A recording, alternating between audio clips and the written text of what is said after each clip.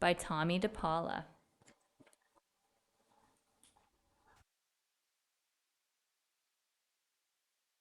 In a town in Calabria a long time ago, there lived an old lady everyone called Strega Nona, which meant Grandma Witch. Although all the people in town talked about her in whispers, they all went to see her if they had any troubles. Even the priest and the sisters of the convent went because Strega Nona did have a magic touch.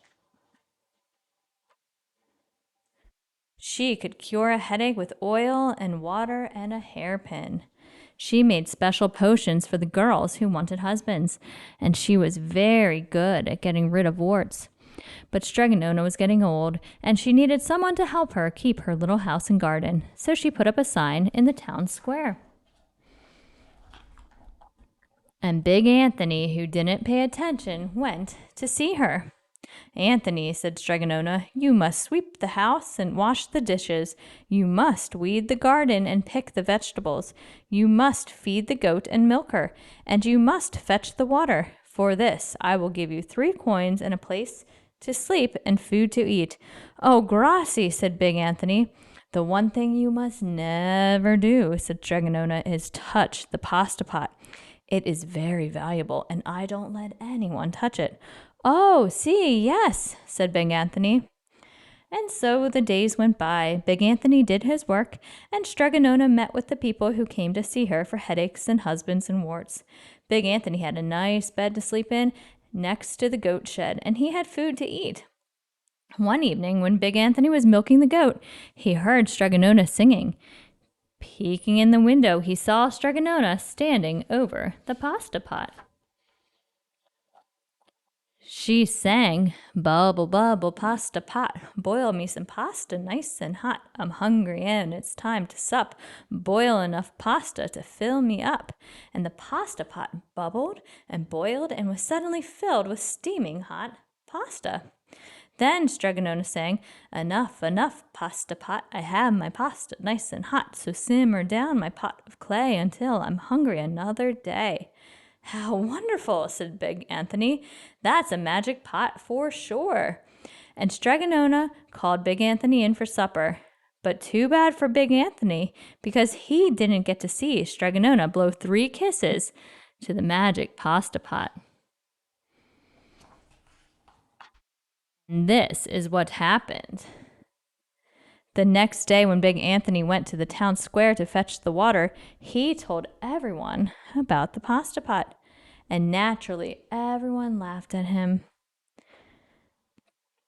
because he sounded so silly. A pot that cooked all by itself? You'd better go and confess to the priest, Big Anthony, they said. Such a lie. I'll show them, he said to himself. Someday I will get the pasta pot and make it cook, and then they'll be sorry. That day came sooner than even Big Anthony would have thought, because 2 days later, Strega Nona said to Big Anthony, Anthony, I must go over the mountain to the next town to see my friend, Strega Amelia. Sweep the house and weed the garden, feed the goat and milk her, and for your lunch, there are some bread and cheese in the cupboard. And remember, don't touch the pasta pot. Oh, yes, yes, Strega Nona, said Big Anthony. But inside he was thinking, my chance has come.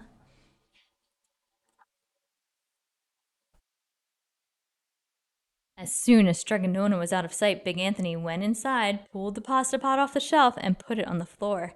Now let's see if I can remember the words, said Big Anthony. And Big Anthony sang, bubble, bubble, pasta pot, and boil me some pasta nice and hot. I'm hungry and it's time to sup. Boil enough to fill me up. And sure enough, the pot bubbled and boiled and began to fill up with pasta. Aha, said Big Anthony, as he ran to the town square, jumped on the fountain, and shouted, everyone get forks and plates and platters and bowls, pasta for all at Strega Nona's house. Big Anthony has made the magic pasta pot work. Of course, everyone laughed, but ran home to get forks and plates and platters and bowls. And sure enough, when they got to Strega Nona's, the pasta pot was so full it was beginning to overflow. Big Anthony was a hero.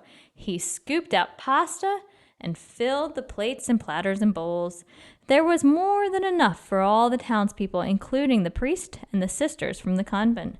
and some people came back for 2 and 3 helpings, but the pot was never empty.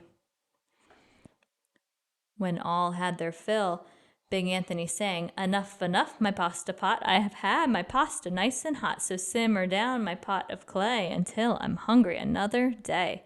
But alas, he did not blow the 3 kisses. He went outside, and to the applause of the crowd, Big Anthony took a bow. He was so busy listening to compliments from everyone that he didn't notice the pasta pot was still bubbling and boiling until a sister from the convent said, "Oh, Big Anthony, look!" And pasta was pouring out of the pot all over the floor of Strega Nona's house and was coming out the door. Big Anthony rushed in and shouted the magic words again, but the pot kept bubbling. He took the pot off the floor, but pasta kept pouring from it. Big Anthony grabbed a cover and put it on the pot and sat on it.